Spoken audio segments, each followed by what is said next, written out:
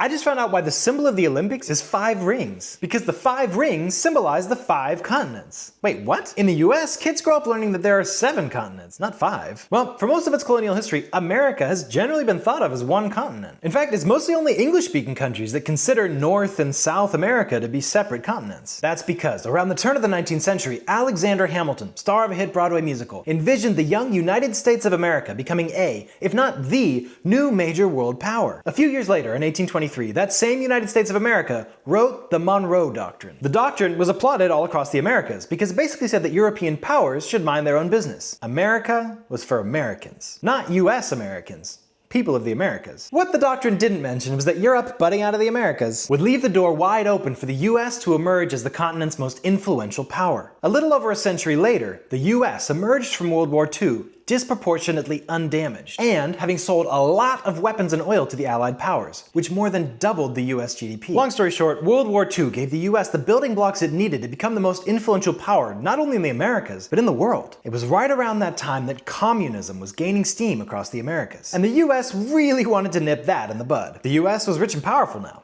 So it didn't want its people seeing too much common ground with their neighbors that weren't, especially the ones decrying capitalism. So in the early mid-20th century, US school books started teaching that there were not one, but 2 Americas. The affluent, industrious, capitalist one in the north, and the one in the south which, well, don't worry, that's a whole other continent now. North and south. And that's why, for most of the world, there are only 5 continents. Or 6, if your cartographers count Antarctica. Many don't. After all, countries and continents are just made-up lines drawn on paper maps. And so they can be changed. Did you know that the first European to find the Americas wasn't Christopher Columbus, or even its namesake Amerigo Vespucci?